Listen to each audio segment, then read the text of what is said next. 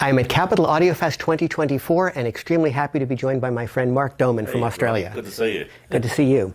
Which turntable are you demonstrating at the show? We have here what we call the titanium version of the Helix One in Mark III status, paired with the SAT CF109 carbon tone arm from Swedish Analog Technologies.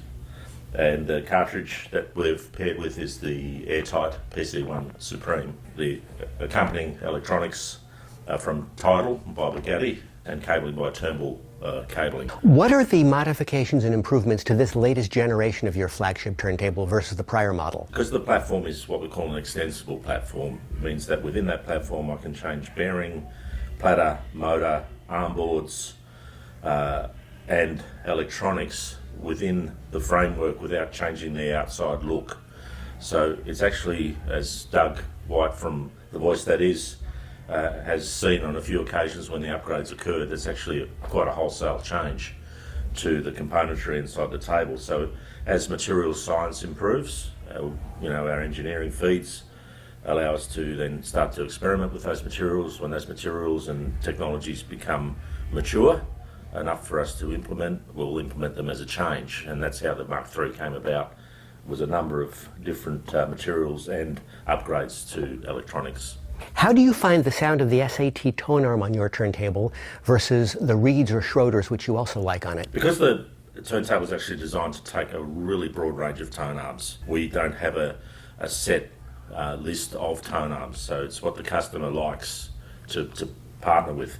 But this is a wonderful arm to partner with. The SAT has what I call a fast signature. Its dynamics are off the charts speed of cymbals and attack and so on, without being over bright or etched or anything like that.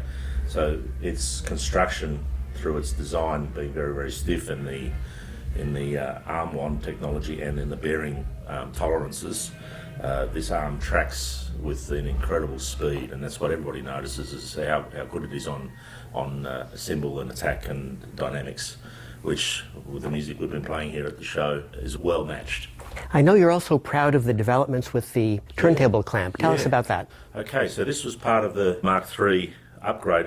We had a normal sort of wind-on clamp in the Mark II, but George, my business partner, had come across some information from one of our university partners. They'd been working on some new materials, so he thought that it would be something that could apply to our turntable, and he said, "Mark, we haven't tackled the clamp. The clamp is pretty much like everybody else's clamp."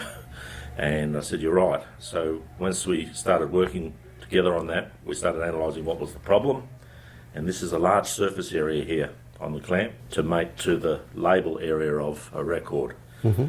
And we did some measurements of what was happening in the record itself.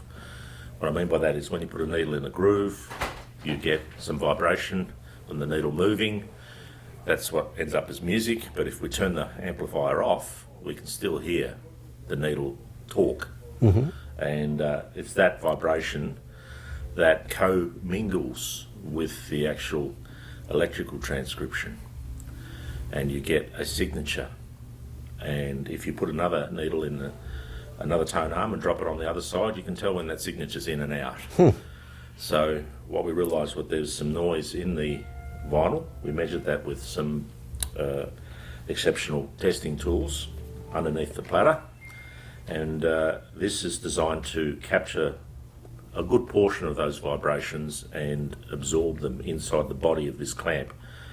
The upper section is designed to address the residuals that we get off the spindle, which is bearing noise. How does the clamp change the sound to your ears? One customer who recently received and then wrote back to us said it's like Windex on a dirty glass pane. You don't realise until you've hit it with Windex and cleaned the glass what you are missing, the haze and the glaze that has been accepted as being part of the vinyl signature. With this clamp, it's like somebody's put Windex on it and cleaned it all up. It removes that signature. So, and is that how you would characterise the difference you hear personally? Yeah, it's immediately noticeable. It's not something where, I think it's there.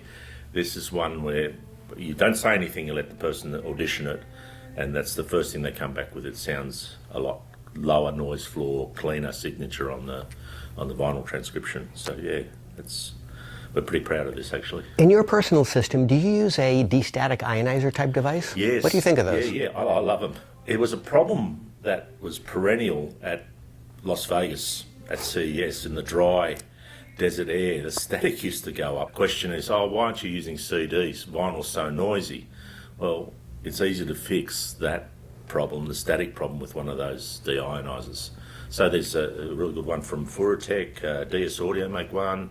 There's probably some others there. CS Port makes one. CS Port. There's a company in Japan, Trink Takasu, that actually make them for semiconductor rooms, paint shops, to get rid of static attracting dust onto the car that's being painted. So this technology's mature and it's been around, and I think it'll just become more and more ubiquitous. But yeah, if you can, remember to bring one. It's worthwhile. Well, thanks very much, Mark, and Yeah. thanks to Doug White of The Voice That Is for hosting this room. Thanks, Ron. Great to see you as always. Yeah, good to see you again.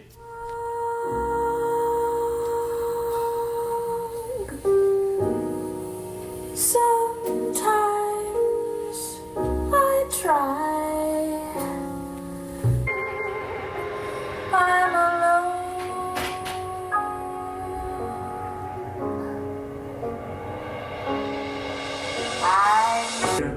Pitter patter, rain on my window. My world was very small when I had you.